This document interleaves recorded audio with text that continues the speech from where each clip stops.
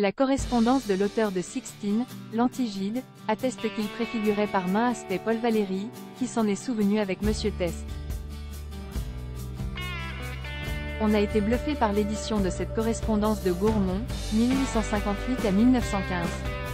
Certaines lettres étaient connues, les lettres à Sixtine en particulier, mais la plupart sont inédites. On se doit de signaler, en majesté, Vincent Gogibou pour le travail de titan accompli.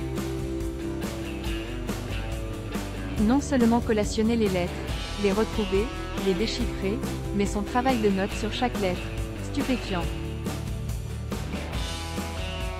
Ce monsieur sait tout de Gourmont, peut-être même est-il plus son contemporain que le nôtre, tant rien, de Gourmont et de ses amis, ne semble lui être étranger. Cette correspondance, ce sont 1200 lettres, plus de 200 destinataires et un découpage judicieux.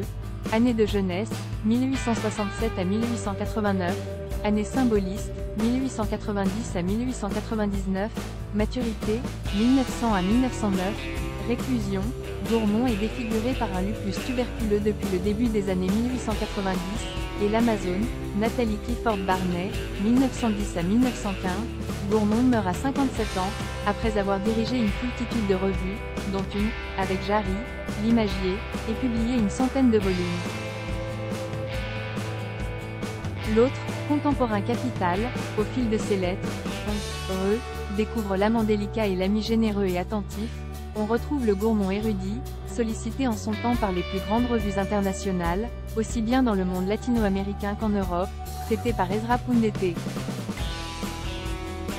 S. Eliotou, plus tard, par Sandrard et Apollinaire.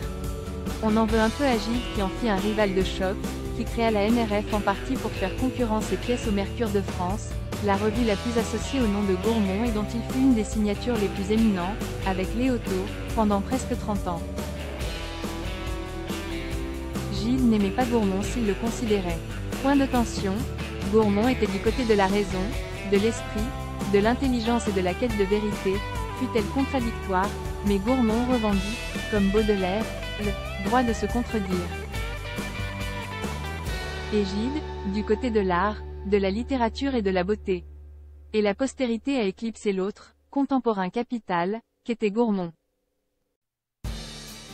Breton et les surréalistes ont sans doute aussi tenu leur rôle, qui considéraient Gourmont comme un homme du passé, et sa littérature, de même. Lorsqu'on relit le livre des masques aujourd'hui, on se pince. Les surréalistes aussi, parfois, ont manqué de vista. Vincent Gogibou dans sa préface recrue de renseignements le suggère. Gourmont avec Sixtine, roman de la vie cérébrale a sans doute préfiguré Valéry et Monsieur Teste. Oui, Gourmont, l'homme de la dissociation des idées, le prince des sceptiques, l'anarchiste littéraire, qui présuppose, dans tout ce qu'il écrit, un lecteur actif, devance, à sa façon, un certain Valéry, le rédacteur des cahiers. Gourmont ou le chaînon manquant d'une longue histoire, de Voltaire à Valéry? Voir. Une correspondance très riche reste que c'est peut-être comme animateur de revue et comme amant amoureux que sa correspondance nous en apprend le plus. Ses assiduités auprès de sa Sixtine, Berthe de Courrières, son égérie, sa cousine éloignée Marthe, sa maîtresse, Madame Avril, et l'Amazone, l'autre égérie, le baume de la fin de sa vie, que d'attention, de délicatesse, de prévenance, de douceur chez Gourmont alors. On relève, au hasard de ses correspondants, ce qui donne une idée de la richesse de la somme, Octave Mirbeau. Il faut lire les échanges de lettres au moment de la polémique sur le joujou patriotisme de Gourmont pour voir combien tout ce petit monde n'a guère changé et pour prendre la mesure du dévouement de Mirbeau dans cette affaire. Mais aussi Léon, Gide, Francis Jam, Mallarmé, Léon Blois, mais ni Villiers qu'il connut, ni Huysmans avec qui il finit par se brouiller, René Quinton et Édouard Dujardin, avec lesquels il tente, dans la Revue des idées, de faire le pont entre la littérature et la science, son ami André Rouvert, Barrès, Valette, l'homme du Mercure de France, Écoule, aujourd'hui injustement négligé, Maurice Denis, Félix Vallotton, ou Léoto qui, à raison, considère que célébrer Gourmont, c'est célébrer l'intelligence.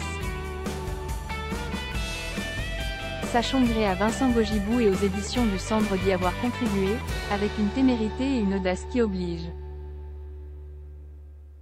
Rémy de Gourmont Correspondance, 2 volumes, tome 1, 1867 à 1899, tome 2, 1900 à 1915, réunis, préfacé et annoté par Vincent Gogibou éditions du Cendre, 480p